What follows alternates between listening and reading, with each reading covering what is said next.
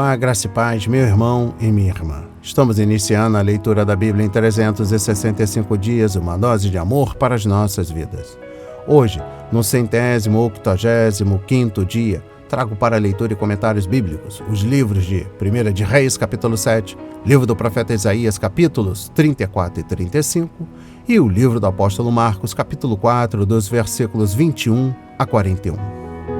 Tudo preparado? Nosso kit de fé? Bloco de anotação, caneta ou lápis, a Bíblia? Ela é muito importante, pois através dela nos aproximamos de Deus, fortalecendo assim a nossa fé e a esperança. Enquanto você se organiza aí, um lembrete muito rápido. Todos nós temos a necessidade de estarmos em comunhão com Deus diariamente. Comunhão esta, agora a leitura da Bíblia, ouvir os nossos devocionais. A Bíblia, meu irmão, minha irmã, está cheia de promessas. Alimente a sua fé. A sua palavra tem muito mais força do que as coisas contrárias. Estamos vivendo um tempo em que devemos abrir os olhos. O mal está aí, não está aqui para roubar o seu carro, a sua roupa, seu relógio, seu celular. Ele vem para roubar esta semente aqui agora, a leitura da Bíblia e os propósitos que Deus tem para você, sobretudo a sua fé. Precisamos usar todos os recursos que Deus tem nos dado através da Bíblia, pois ela faz gerar a fé, nos faz ter o alimento, a cura, a restauração. E a compreensão da palavra vem através da revelação do Espírito Santo. Senhor, revele a compreensão de sua palavra. Senhor, me dê compreensão da sua palavra hoje e sempre. Tu és bom, Senhor. Em nome de Jesus, amém. E graças a Deus. Se desconecte de tudo e permita que a palavra do Senhor adentre em vossos corações. Vamos para a leitura no livro 1 de Reis, capítulo 7. O Palácio de Salomão. Salomão construiu o seu palácio e levou 13 anos para concluí-lo. Ele construiu a casa do bosque do Líbano, de 44 metros de comprimento, 22 de largura e 13,5 de altura, sobre 4 fileiras e colunas de cedro e vigas de cedro sobre as colunas. A cobertura era de cedro, abrangendo as câmaras laterais em número de 45, apoiadas em colunas, distribuídas em 3 fileiras de 15. Havia janelas em 3 fileiras, uma em frente das outras, agrupadas de 3 em 3. Todas as portas e janelas eram quadradas, ficando umas em frente das outras em 3 fileiras. Depois fez o Salão das Colunas, de 22 metros de comprimento e 13,5 de largura. Havia um pórtico de colunas diante dele e uma área coberta na frente do pórtico. Também fez a Sala do Trono, a saber, a Sala do Julgamento, onde Salomão julgava. Ela era revestida de cedro desde o chão até o teto. A casa em que haveria de morar, ele fez em outro pátio, atrás da Sala do Trono, e era uma obra semelhante à anterior. Salomão também fez uma casa semelhante à Sala do Trono para a filha de Faraó, que havia tomado por mulher. Todas estas construções eram de pedras valiosas, cortadas sob medida, serradas para o lado de dentro e para o lado de fora, e isto desde os alicerces até as beiras do teto e por fora até o átrio maior. Os alicerces eram de pedras valiosas, pedras grandes, pedras de 4,5 metros e pedras de 3,5 metros. Por cima delas, pedras valiosas, cortadas sob medida e cedros. Ao redor do grande átrio havia 3 fileiras de pedras, cortadas e uma fileira de vigas de cedro. Assim era também o átrio interior da casa do Senhor e o pórtico daquela casa. O rei Salomão enviou mensageiros que trouxessem de Tiro um homem chamado Hirão. Ele era filho de uma viúva da tribo de Naphtali, e o pai dele, já falecido, era um homem de Tiro que trabalhava em bronze. Hirão era cheio de sabedoria, de entendimento e de ciência para fazer todo tipo de trabalho em bronze. Ele se apresentou ao rei Salomão e fez toda a sua obra. As 2 colunas do templo. Hirão fundiu 2 colunas de bronze. A altura de cada uma era de 8 metros, e um fio de 5,40 metros era a medida de sua circunferência. Também fez 2 capitéis de bronze para pôr sobre o alto das colunas. A altura de cada um deles era de 2,20 metros. Havia obras de rede e ornamentos torcidos em forma de corrente para os capitéis que estavam sobre o alto das colunas. 7 para um capitel e 7 para o outro. Fez também romãs em 2 fileiras por cima de uma das obras de rede para cobrir o capitel no alto da coluna. O mesmo fez com o outro capitel. Os capitéis que estavam no alto das colunas tinham o formato de lírios, como na sala do trono, e tinham 1,80 m de altura. Perto do bojo, próximo à obra de rede, os capitéis que estavam no alto das 2 colunas tinham 200 romãs, dispostas em fileiras ao redor, sobre um e outro capitel. Depois levantou as colunas no pórtico do templo. Tendo levantado a coluna da direita, deu-lhe o nome de Jaquim, e tendo levantado a coluna da esquerda, deu-lhe o nome de Boaz. No alto das colunas estava a obra na forma de lírios, e assim foi terminado o trabalho das colunas. O mar de fundição. Hirão fez também o mar de fundição, redondo, de 4,5 metros de uma borda até a outra, e de 2,20 metros de altura. E um fio de 13,5 metros era a medida de sua circunferência. Por baixo da sua borda, ao redor, havia ornamentos em forma de cabaças, 10 a cada meio metro. Estavam em 2 fileiras, fundidas quando se fundiu o mar de fundição. O mar de fundição se apoiava sobre 12 touros de bronze. 3 olhavam para o norte, 3 para o oeste, 3 para o sul e 3 para o leste. O mar de fundição se apoiava sobre eles, cujas partes posteriores convergiam para dentro. A grossura das paredes desse mar era de 4 dedos, e a sua borda, como borda de copo, era como uma flor de lírio. Nele cabiam cerca de 40.000 litros. Outros utensílios para o templo. Hirão fez também 10 suportes de bronze. Cada um media 1,80 m de comprimento, 1,80 m de largura e 1,30 m de altura.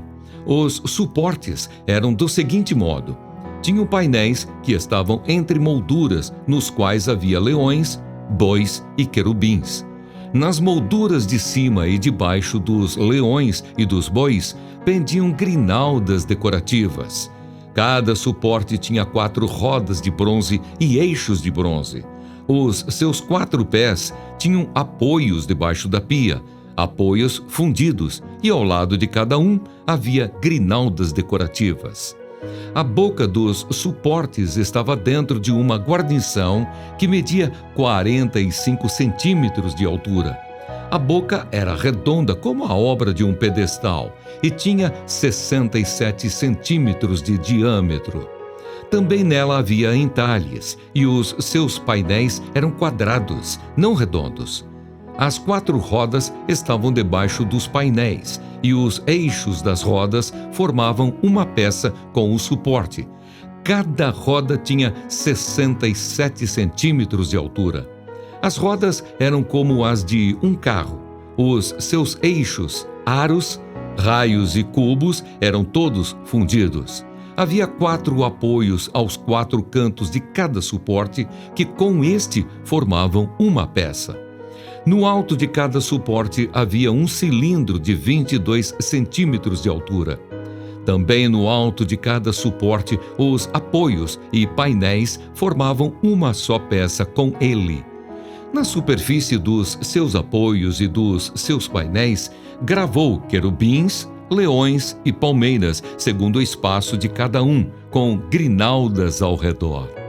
Deste modo fez os 10 suportes. Todos tinham a mesma fundição, o mesmo tamanho e o mesmo entalhe. Hirão também fez 10 pias de bronze.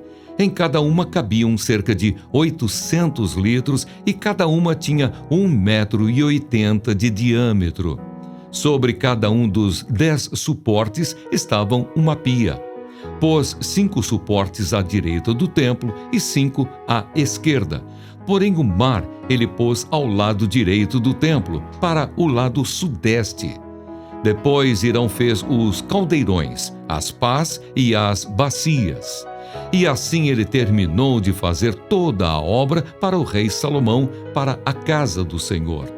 As 2 colunas, os 2 capitéis redondos que estavam no alto das 2 colunas, as 2 redes para cobrirem os 2 capitéis redondos que estavam no alto das colunas, as 400 romãs para as 2 redes, isto é, 2 fileiras de romãs para cada rede, para cobrirem os 2 capitéis redondos que estavam no alto das colunas. Os 10 suportes e as 10 pias sobre eles, o mar de fundição com os 12 touros por baixo, os caldeirões, as pás e as bacias. Todos estes utensílios que Hirão fez para o rei Salomão, para a casa do Senhor, eram de bronze polido. O rei os fez fundir em terra barrenta, na planície do Jordão, entre Sucote e Zaretã. Salomão deixou de pesar todos os utensílios devido ao seu excessivo número, não se verificando, portanto, o peso do bronze. Salomão também mandou fazer todos os utensílios do santo lugar do Senhor: o altar de ouro e a mesa de ouro sobre a qual estavam os pães da proposição, os candelabros de ouro finíssimo, 5 à direita e 5 à esquerda, diante do Santo dos Santos, as flores, as lâmpadas e as tesouras de cortar pavios, também de ouro. Também as taças, os apagadores, as bacias, os recipientes para incenso e os braseiros de ouro finíssimo. As dobradiças para as portas da casa interior, que é o Santo dos Santos, e as das portas do santo lugar do templo, também de ouro. As dádivas de Davi são colocadas no templo.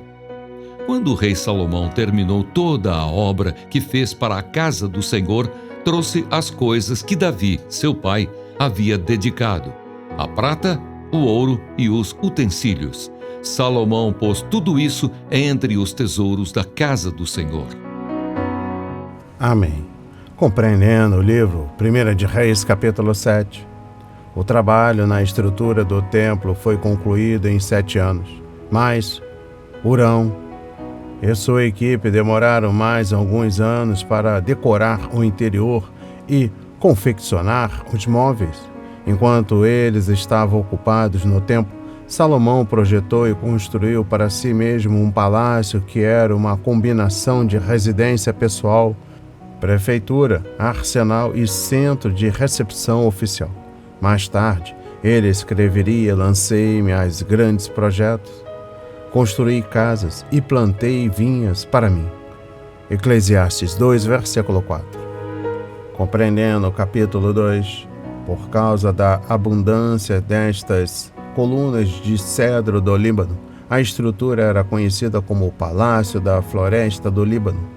A sala de reuniões era, sem dúvida, usada para ocasiões oficiais do governo. Nesta sala, Salomão exibia 200 escudos grandes e 300 menores, todos feitos de madeira e cobertos com ouro, conforme capítulo 10, versículos 16 e 17. Uma vez que o ouro é um metal muito macio para dar proteção a um guerreiro, esses escudos não eram usados em batalhas, mas estavam ali para impressionar os visitantes. Eles eram tirados do edifício somente quando exibidos em cerimônias especiais. Compreendendo o versículo 13, os móveis do templo eram impressionantes para os sacerdotes, pois, sem esses utensílios ordenados por Deus, eles não poderiam realizar seu ministério ou agradar ao Senhor. Exposição bíblica dos versículos 7 a 39. Uma vez que os carrinhos no templo eram sobre rodas, eles podiam facilmente ser levados de um lugar para outro. Eram usados para a lavagem e a preparação dos sacrifícios. conforme 2 de Crônicas, capítulo 4, versículo 6, e talvez para a limpeza geral do templo. A água suja podia então ser levada para fora e jogada em um local apropriado, e as bacias cheias de água limpa do tanque de metal fundido. Vale notar que esses suportes, além de bastante práticos e úteis, também eram muito bonitos. Isso nos ensina que Deus vê beleza na santidade da beleza. Conforme Êxodo 20, versículo 2, Salmos 29, versículo 2, Salmos 96, versículo 6 a 9, Salmos 110, versículo 3. Compreendendo o versículo 41, as duas colunas foram chamadas de Jaquim, ele estabelece, e Boaz, nele está a força, e ficavam do lado de fora da entrada do lugar santo, Jaquim ao sul e Boaz ao norte. As colunas davam testemunho ao povo judeu de que Deus havia estabelecido sua nação e de que a fé de Israel no Senhor era a fonte de sua força. Compreendendo o versículo 48, o altar de ouro do incenso não era usado para nenhum outro propósito. No dia anual da expiação, o sumo sacerdote aplicava o sangue nesse altar para limpá-lo e purificá-lo, conforme Êxodo 30, versículo 10. Essa prática pessoal nos lembra de que, sem mãos e coração puros, conforme Salmos 24, versículos 3 a 5, não podemos nos aproximar do Senhor e esperar que Ele ouça a nossa oração e responda a ela. Salmos 66, versículo 18, e Hebreus 10, versículos 19 a 25.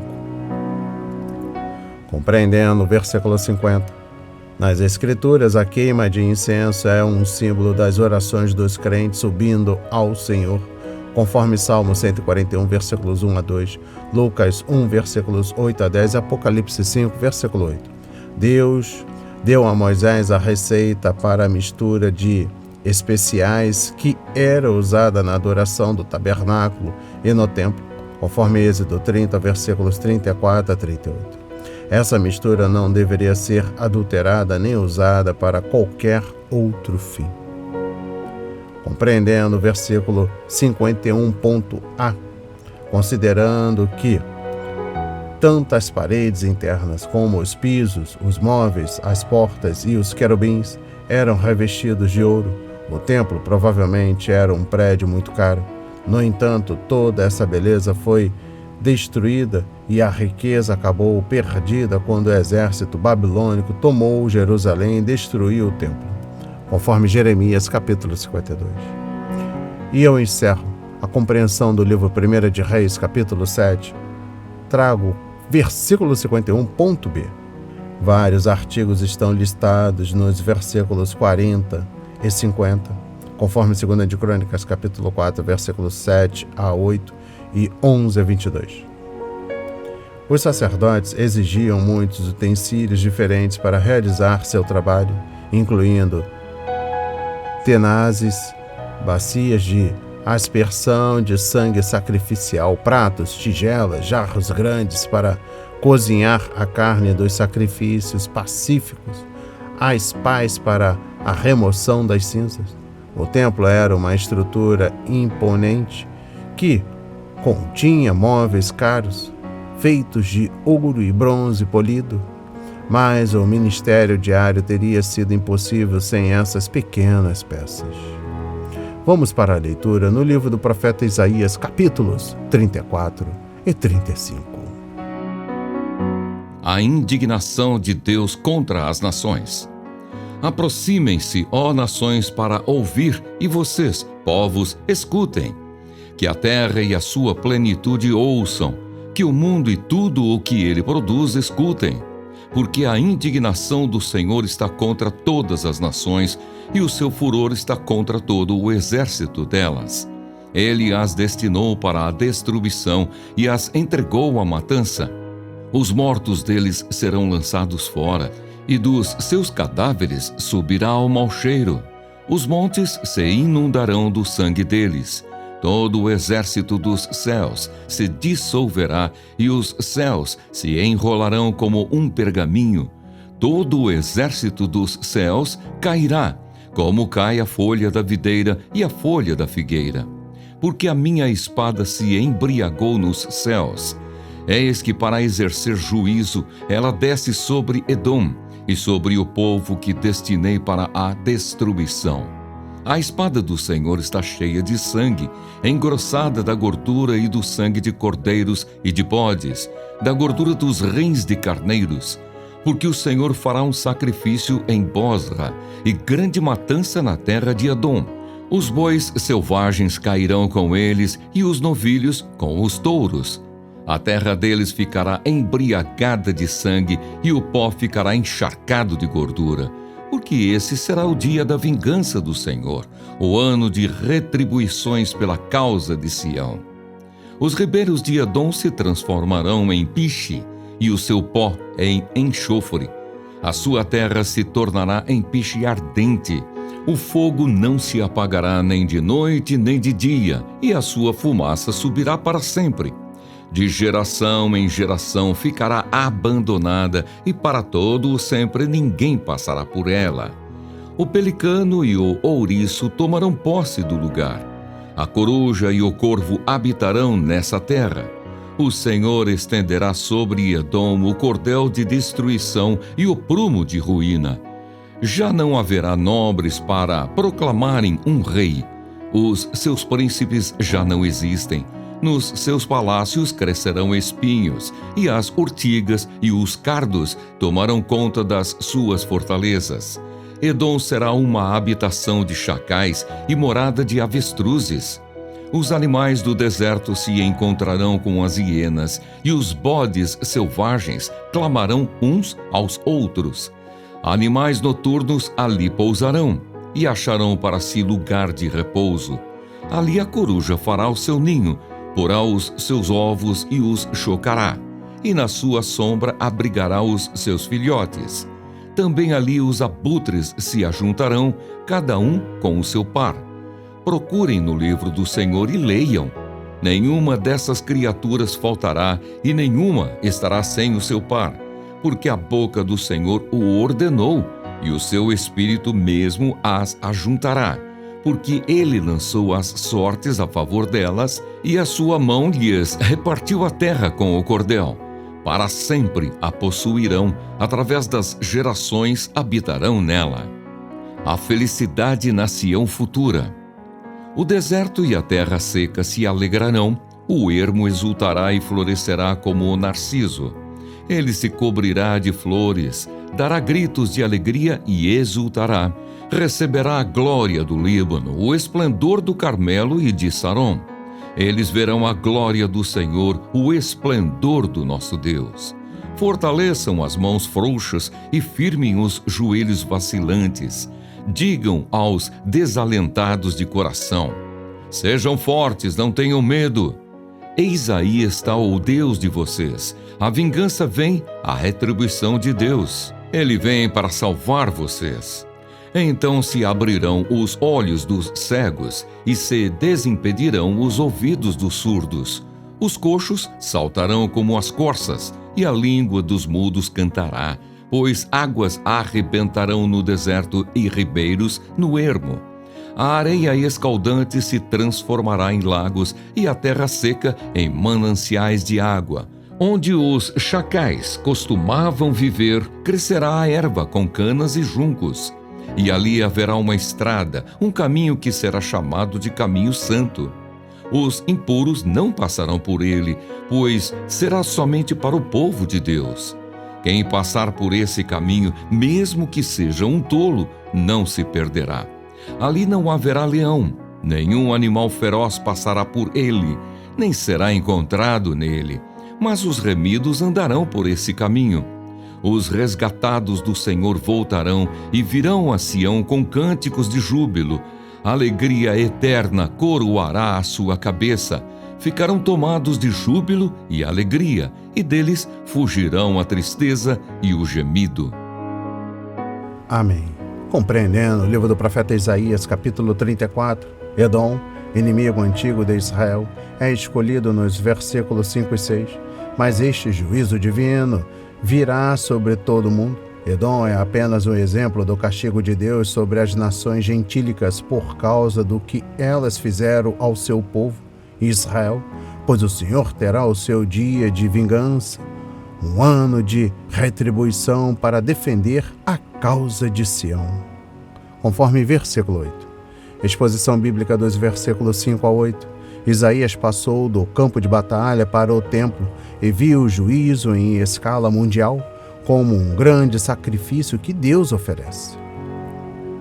Normalmente, o povo matava os animais como sacrifícios e os oferecia a Deus, mas aqui o Senhor está oferecendo os ímpios como sacrifícios. Exposição bíblica dos versículos 11 a 17.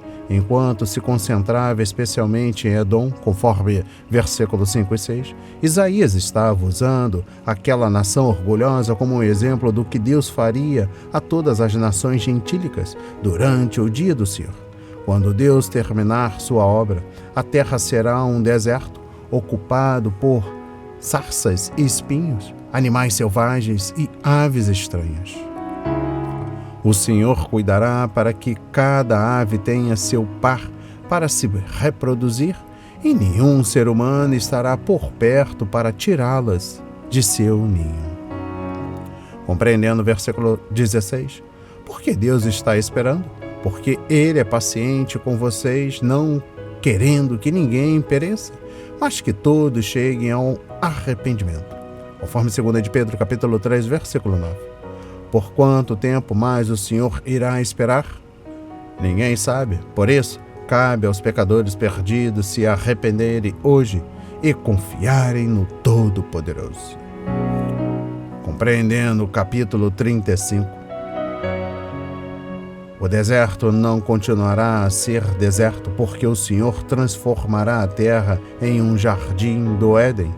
Toda a natureza espera ansiosamente a vinda do Senhor. Conforme capítulo 55, versículos 12 a 13, Salmos 96, versículos 11 a 13, Salmo 98, versículos 7 a 9 e Romanos 8, versículo 19. Pois ela sabe que estará livre da maldição do pecado, conforme Gênesis 3, versículo 17 a 19, e participará da glória do reino. O Líbano, o Carmelo e Saron eram 3 dos lugares mais férteis e belos da terra, e ainda assim o deserto se tornaria mais frutífero e belo que nos 3 lugares juntos. A terra não mais seria seca, conforme Isaías 35, versículo 7, porque se tornaria um jardim de glória. Exposição bíblica dos versículos 3 e 4. Isaías usou a promessa do reino vindouro para fortalecer seus contemporâneos, que estavam fracos e com medo. O reino não terá cegos ou surdos, coxos ou mudos, porque todos estarão perfeitos para desfrutar de um mundo novo e glorioso. Compreendendo o versículo 8, este versículo expressa um dos temas favoritos de Isaías, a estrada, conforme capítulo 11, versículo 16, capítulo 19, versículo 23, capítulo 40, versículo 3 e capítulo 62, versículo 10.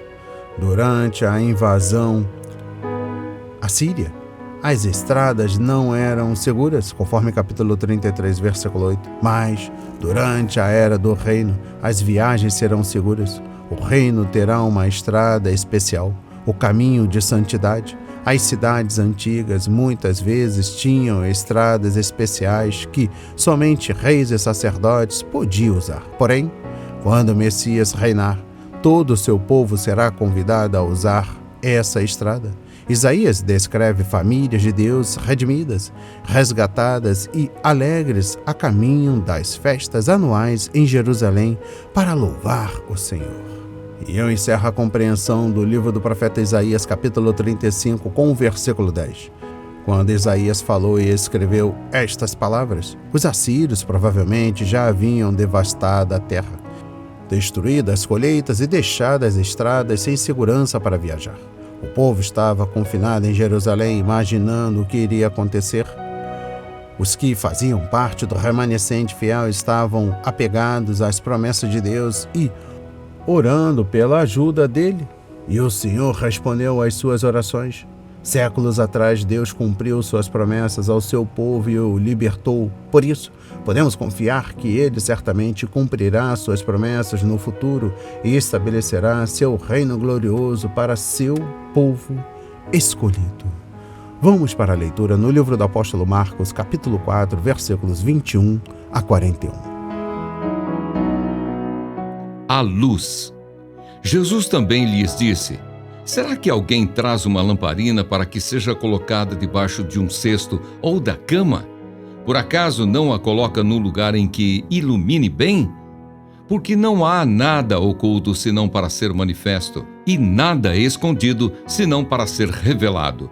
Se alguém tem ouvidos para ouvir, ouça. Então lhes disse: prestem bem atenção no que vocês ouvem.